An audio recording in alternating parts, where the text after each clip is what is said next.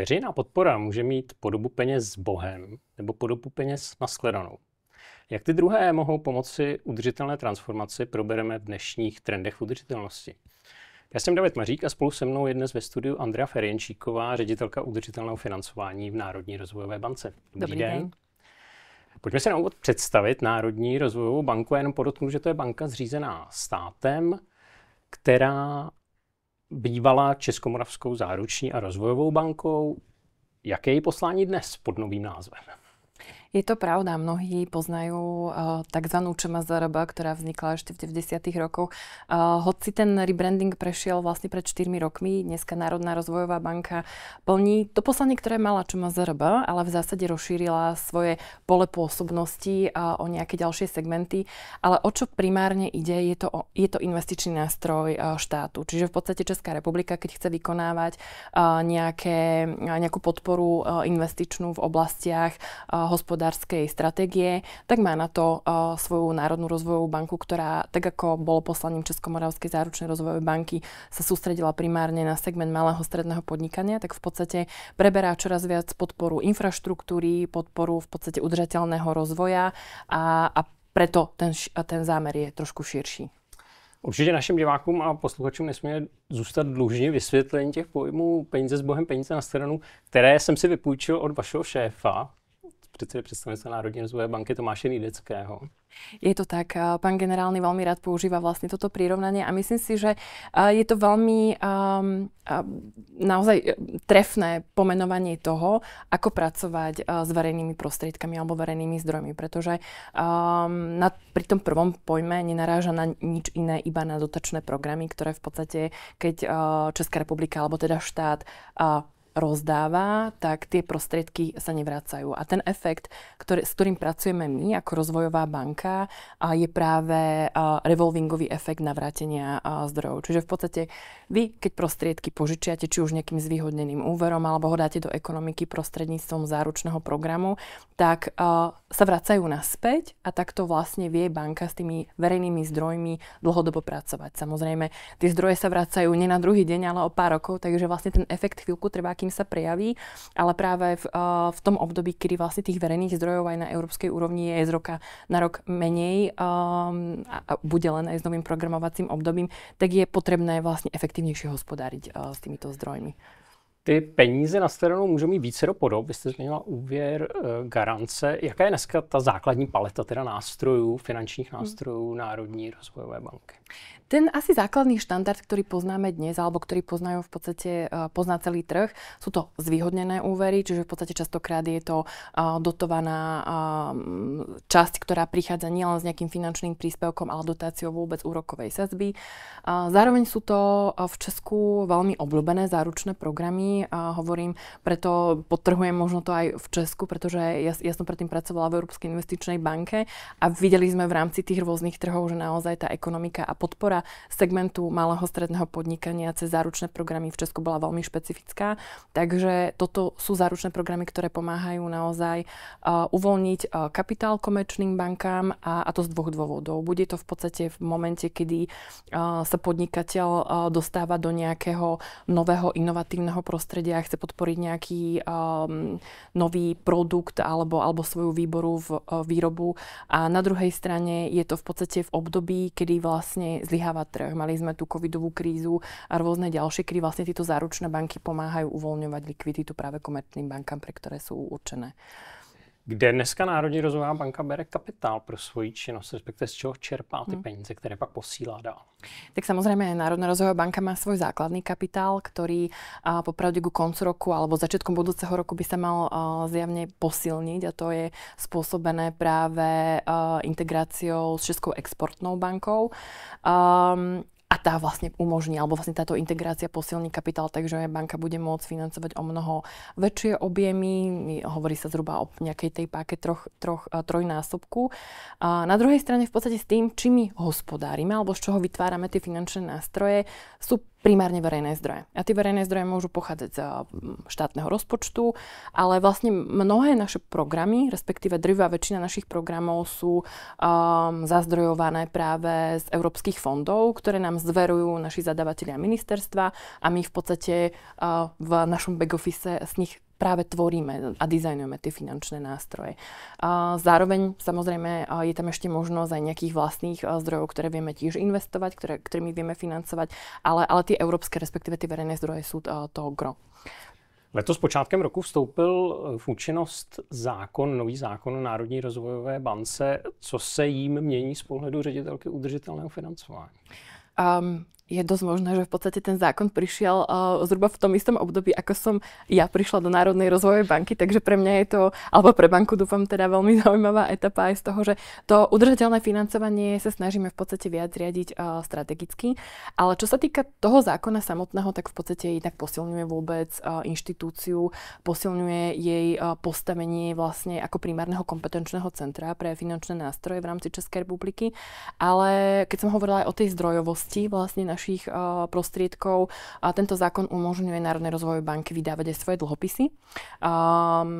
Sme niekde na tom ráz cestí, v podstate, kde by práve táto nová príležitosť mohla nejakým spôsobom obohatiť vlastne ten kapitál, s ktorým vieme pracovať a preto vieme ísť o mnoho systematickejšie do nových oblastí. Národní rozvojová banka, tedy, když to nějak shrnu, poskytuje úvěry firmám, zejména malým a středním podnikům, financuje energetické úspory, inovace, infrastrukturní investice i jiné veřejné investice. Čili, už jste to i zmiňovala, financuje udržitelnost. Otázka je, jak moc? My sme si robili začiatkom tohto roku, respektíve v lete, analýzu dvojitej materiality. A bolo vlastne veľmi zaujímavé vidieť jej výsledky, kedy sme dokázali naozaj na základe tej veľkej európskej metodiky si rozkľúčovať, čo banka robí a ako sa to chápe. A je vlastne veľmi pekné vidieť, že drvivá väčšina našich programov, ktoré robíme, sú udržateľné z hľadiska primárne sociálne alebo socioekonomického rozmeru. Na druhej strane v podstate sú to programy, ktoré my investujeme primárne s dvomi cieľmi. Jednak je to cieľ, ako som už spomínala, kde sa nachádza nejaké tržné selhanie a na druhej strane podporujeme verejné politiky, financujeme verejné naplnenie alebo realizáciu verejných politík. Takže z tohto hľadiska v podstate štát, keď chce realizovať nejakú zmenu, tak ako je to dekarbonizačná vlna, tak ako je to v podstate rôzne transformačné portfólia, tak toto je to, čo my realizujeme. Takže na konci dňa, keď sa pozrieme vlastne na tú štruktúru toho čo robíme, je primárne napojená na stratégie, z ktorých my vlastne vychádzame. Takže áno, robíme toho veľa, čo je v podstate už socioekonomická udržateľnosť a na druhej strane banka čoraz viac za posledné obdobie pridáva tie zelené programy. Můžete uvést nějaké typické projekty, nebo zajímavé projekty, kde právě pomáháte udržitelnosti, jak v tom sociálním, tak v tom zeleném významu? Určite, možno začnem hneď z kraja tou sociálnou témou. Určite téma dostupného bydlenia je v podstate tá kľúčová vlajková. Máme pre podnikateľov zároveň podporu tzv. S-podniku, alebo v podstate rozširujeme viac a viac to tradičné kohezné financovanie naprieč vlastne celej krajiny. Z tých zelených, z toho zeleného portfólia určite by som veľmi rada vypichla práve energetické úspory pre segment malého stredného podnikania, keďže je to v podstate téma, s ktorou ako krajina žijeme a myslím si, že čoraz viac treba vlastne firmy nabádať týmto smerom. Ja budem veľmi rada, keď v podstate tieto produkty zostanú dlhodobo v ponuke nášho produktového katalógu. Na druhej strane sú tam programy ako fotovoltaika, mali sme záruku pre elektromobilitu a podporu elektromobility. Zároveň máme aj veľmi pekné programy pre transformačné regióny, či už úverové, záručné. Takže to sú v podstate asi tie také highlighty toho zeleného portfólia, ktoré v banke budujeme. Zeptám se ještě na to dostupné bydlení. To má formu, jakou ta vaše podpora? To znamená, že obcím poskytujete financování na budování třeba nějakých obecních bytů? Ten finančný nástroj, ktorý v podstate Národná rozvojová banka plus aj s našou dcerskou spoločnosťou Národná rozvojová investiční ponúkame, sú v podstate jednak kvázikapitálový finančný nástroj plus je to investičný inštrument na kofinancovanie alebo teda koinvestičný nástroj. A práve je zameraný nie úplne iba čisto pre verejný sektor, ale pre podporu aj toho súkromného segmentu a teda aj pre developerov, ktorí v podstate opäť s nejakým zvýhodneným úverom mezanínom vedia zafinancovať v podstate rozvoj tohto segmentu. Vy jste mluvila o tom, že to financování udržitelnosti chcete pojmout více strategicky vzniká, nebo v podstatě je hotov návrh vaší strategie udržitelnosti. Proč je potřeba a proč právě teď? Tie otázky v podstate dostávam dosť často a je možno vidieť, že ten trend vlastne v rôznych stratégiách udržateľnosti už možno niektorí by mohli povedať prebehol pred pár rokmi. Na druhej strane, keď sa pozeráme vlastne to, čo už banka robí, tak tá udržateľnosť tam je. Tak prečo práve dnes sa hovoríme o stratégii udržateľnosti a ja som veľmi rada, že v podstate banka už má svoju prvú stratégiu udržateľnosti, je, že to chceme robiť systematickejšie a v podstate chceme sa zacieliť na strategicky na to portfólio, ktoré nám dáva zmysel a vidíme, že na ňom vieme vlastne aj merať nejakým spôsobom ten reálny impact alebo dopad nášho financovania. Na druhej strane v podstate tým, že nepatríme úplne medzi tie najväčšie finančné inštitúcie, nielen na trhu, ale v podstate z toho celkového európskeho rámca, tak sa aj na nás spadajú alebo začínajú spadať vôbec nejaké tie regulatórne požiadavky, ktoré doteraz neboli potrebné, takže v podstate je to také spojenie príjemného s užitočným. Co ta strategie říká? Co se reálně změní pod jejím vlivem v činnosti vaší banky? To, na čo sa zameriavame vlastne v celej filozofii stratégie je hovoriť, že to, čo financujeme a tomu, čo sa Národná rozvojová banka venuje, alebo to, čo si zadefinovala vo svojej dlhodobej stratégii, budeme robiť udržateľne. Čo to znamená? V podstate sledujeme, čo a akým spôsobom chceme financovať. My vlastne, ako sme už aj na úvod spomínali, sme na jednej strane z jednou z inštitúcií, dá sa povedať verejnej správy, ale my nie sme policy maker, my sme policy taker. Takže na druhej strane, keď si chceme zadefinovať v podstate to, že čo je pre nás to udržateľné, tak to nedefinujeme priamo my v inštitúcii, ale v podstate vychádzame z rôznych stratégií, ktoré Česká republika ako štát má, pretože my sme ten nástroj, ktorý má realizovať vôbec naplňanie tej politiky. Čiže tam sa v podstate pozeráme na to, že čo je to financovanie udržateľnosti a teda, že čo chceme financovať. Pozeráme sa na segment, ktorý má mať pridanú hodnotu, ktorý nemá poškodzovať životnému prostrediu a na druhej strane v podstate do toho začíname kombinovať práve tú druhú úroveň a to je to udržateľné financovanie a to, že pracujeme s finančnými nástrojmi, ktoré vlastne vo svojom tom základnom koncepte investujú prostriedky do ekonomiky, do krajiny ako takej, ale v zásade tým, že majú svoj ekonomický život, tak dokážeme s týmito prostriedkami potom aj v budúcnosti pracovať naspäť. Vy jste zmiňovala přesně, že jste vykonavateli hospodářské politiky, vašimi zadavateli jsou rezortní ministerstva.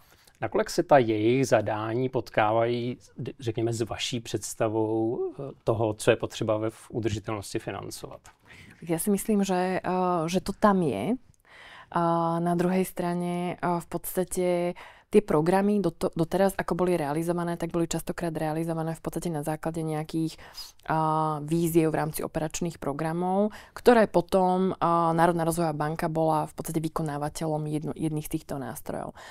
To, čo vidíme vlastne, čo sa mení, je to nové programovacie obdobie od roku 2028 a následne, ktoré bude mať v zásade trošku iný prístup a na ktorom sa bude práve hodnotiť tá dopadovosť a od finančných nástrojov sa v podstate veľmi očakáva vôbec zjednodušenie administratívy. Takže ja pevne verím, že vlastne tá spolupráca so zadávateľmi, ktorých teraz máme, sa bude iba kvalitatívne zlepšovať v tom, aby sme naozaj dokázali pripraviť také finančné nástroje v takom objeme, ktoré dokážu naozaj vyrobiť ten impact, ten dosah, pretože jedna z základných rolí rozvojových bank, nielen tej českej, ale v podstate na celej európskej pôde je mobilizovať vôbec súkromný kapitál. Takže v podstate my vieme, že tie potreby pre udržateľnosť, dekarbonizáciu a vôbec zelenú transformáciu sú obrovské. Nevie ich pokryť verejný kapitál, takže my práve nejakými nástrojmi potrebujeme nastaviť v podstate to prostredie tak, aby sa súkromný kapitál čo najlepšie mobilizoval. A v to verím, že aj tá filozofia tej našej špirály udržateľnosti, kedy sa pozeráme v podstate aj na to, čo a ako financujeme, nám pomôže v podstate trošku pretvoriť ten systém. V návrhu té vaší strategie mě ještě zaujala konkrétní, teda velmi možná až technická zmínka o tom, že chcete do svých modelů hodnocení těch projektů zahrnout vyhodnocování stínové ceny emisí. O co jde? Je to veľmi špecifický koncept a ďakujem, že ste to tak pozorne študovali. Je to v podstate koncept, kedy sa pozeráme na to, ako vôbec pracujeme s tým, čo je udržateľné a ako to vlastne vyhodnocujeme z pohľadu či už tých dopadových kritérií na riadenie risku, alebo aj zároveň v podstate vôbec na to, či tam sledujeme ten dosah. Musím povedať, že pri tomto konkrétnom sme sa inšpirovali priamo v Nemecku, v nemeckej rozvojovej banke KfW. A vlastne ten model hovorí o tom, že keď sa pozeráte na nejakú investíciu, tak si vlastne zhodnotíte jej dopad teda uhlíkovej stopy, respektíve ten socioekonomický. A pri prepočte vlastne vynaloženého kapitálu, ktorý na to chcete, alebo teda zvažujete dať, si zvážite, že či vlastne ten dopad na klimatický rámec je pozitívny alebo negatívny. Takže z toho viete potom vyhodnotiť, že či áno, tie vynaložené prostriedky dávajú zmysel alebo nie. Ešte sme ďaleko od toho, aby sme to zavádzali, ale ambície treba mať a na druhej strane, keď banka bude rásť, čo myslím si, že tú ambíciu máme a budeme sa viac pozerať na tie veľké infraštruktúrne projekty, toto je tá cesta, kedy v podstate my vieme aj vykázať, ako reálne sa v podstate tie zdroje, s ktorými budeme my hospodáriť, využívajú a aký majú dopad na to klimatické portfólium alebo udržateľné portfólium. Dá se teda jednoduše říct, že ten váš pohled na udržitelnost a na to, co je potřeba v rámci ní financovat, se tímhle zpřísní s tým spôsobom? Sme ešte veľmi ďaleko od toho a myslím si, že my nikdy nebudeme v podstate sprísňovať podmienky tak, aby sme išli proti nejakej retorike hospodárskej stratégie Českej republiky. Takže v podstate sprísňovať, ten, kto má sprísňovať, je asi primárne potom aj ten kapitál privátny, ktorý v podstate si to vyhodnotí úplne z toho definitívneho hľadiska efektivity vynaložených zdrojov, ale my sme tí enablers, ktorí v podstate na tom trhu majú priniesť tú zásadnú zmenu a ktorí by mali dať aj signál potom vlastne na súkromný sektor, že áno, toto sú tie kapitoly, ktoré aj štát chce finančne podporovať a potrebujeme tam ten kapitál mobilizovať. Ďakujem. V udržitelnosti jsou důležité nejen peníze, ale i know-how. I komerční banky často zmiňují, že v rámci jejich nabídky je důležitou složkou poradenství. Jak je to ve vašem případě? U mňa na odbore sme teda okrem udržateľnosti sa sústredíme v podstate aj na poradenstvo ako také. Musím podotknúť, že to nie je nejakým spôsobom snaha budovať alebo prebudovať nejakú konkurenciu pre komerčné poradenské služby. V tom, čo vidíme vlastne tú pridanú hodnotu, je v podstate pri budovaní vôbec zásobníka projektov, ktoré chceme ako banka financovať, kde často práve tá technická pomoc pri tých nových oblastiach, ťažko sú to v podstate častokrát sú to v podstate energeticky úsporné alebo energeticky náročné projekty, ktoré treba vedieť pripraviť a tá kapacita jednoducho nie je možno na niektorých mestách, v niektorých verejných inštitúciách. Takže práve táto technická pomoc nám pomáha odstrániť tú bariéru, ktorú klient môže mať a na druhej strane v podstate príde k nám s tým, že identifikuje nejaký problém a my sa mu ho snažíme vyriešiť aj s odpovedaním tej technickej stránky, zároveň naštrukturovaním vlastne toho finančného, tej najlepšej finančnej skladby a zároveň v podstate aj zafinancovaním. Takže v tomto my vnímame to poradenstvo, že to má byť v podstate nejaký ten pomocník na to, aby sa zefektívnilo vlastne vôbec ten kapitál, ktorý prichádza potom na jednotlivé oblasti. Vy podporujete firmy i veřejný sektor, kde dneska z vašeho pohledu je to poradenství víc potřeba, kde to know-how víc chybí? Vy jste zmiňoval ty veřejné instituce, je to tam? Máme v podstate v súčasnosti niekoľko programov v rámci technickej pomoci alebo v rámci nášho poradenstva. Asi tie najzákladnejšie alebo všetkým známe je náš program Elena, ktorý v podstate je práve európsky program pre podporu energeticky úsporných riešení a máme ho postavený v podstate aj pre verejný sektor, aj pre súkromný sektor. Začne možno z tej jednoduchšej stránky pre súkromný sektor v podstate nám to nadväzuje potom aj s finančným nástrojom a teraz s financovaním vôbec energeticky úsporných riešení pre malé stredné podniky. Veľmi obľúbený program a pevne verím, že v podstate aj do budúcna tí klienti z toho segmentu už budú prichádzať vlastne nielen v podstate s nejakými riešeniami, ale častokrát im pomôžeme vôbec aj tie projekty identifikovať a nastaviť. A na druhej strane máme veľmi špecifický program v rámci Eleny pre EPC, Energy Performing Contracts, alebo v podstate pre energeticky úsporné služby, garantované služby. Takže a to je tak inovatívna metóda, ktorá v podstate častokrát v tej verejnej sfére chýba. A na druhej strane vlastne ten dopad a dosah, ktorý prináša táto metóda pre vôbec tých investorov, alebo teda pre tie mestá je o mnoho vyššie. Ale my vidíme, robili sme si niekoľko štúdií, že pokiaľ v podstate ten verejný sektor nemá tie počiatočné zdroje vôbec na prípravu toho projektu, práve touto metódou, tak sa v podstate tie investície potom nedejú. Takže keď máme pred sebou obrovskú renovačnú vlnu, obrovské potreby v rámci smernice pre rekonštrukciu budov, tak my si musíme v podstate pomôcť, aby sme dokázali celý ten segment nejakým spôsobom zmobilizovať. Protože se blíží závěr roku, je čas dělat plány do roku příštího. Co je vaším hlavním cílem nebo cíli pro rok 2026, jakožto ředitelky udržitelného financování v Národní rozvojové bance? No, myslím si, že v stratégii a v akčnom pláne k nemu sme si napísali strašne veľa jednotlivých bodov, milníkov, takže asi primárne bude na tom začať pracovať a intenzívne pracovať. A čo to pre nás znamená konkrétne je, chceme si pripraviť jednotnú a veľmi silnú metodiku, na základe ktorých budeme vlastne vedieť definovať presnejšie, že ktoré sú čo je vlastne naozaj naše udržateľné portfólio, zelené portfólio a tak ďalej. Na druhej strane v podstate chceme pracovať na tom, aby tie informácie vlastne z toho kvantitatívneho, ale aj kvalitatívneho uhla pohľadu boli zásadnými zdrojmi informácií vôbec pre rozhodnutia v rámci inštitúcie a budeme určite pracovať na nových finančných nástrojoch a programoch v tom novom období od roku 2028, pretože tá obchodná príležitosť je tam veľká, ale pripravovať sa vlastne už musí teraz. Předesílá Andrea Ferjenčíková z Národní rozvojové banky. Já vám děkuji, že jste přijala pozvání do Trendu v udržitelnosti. Ďakujem veľmi za pozvanie.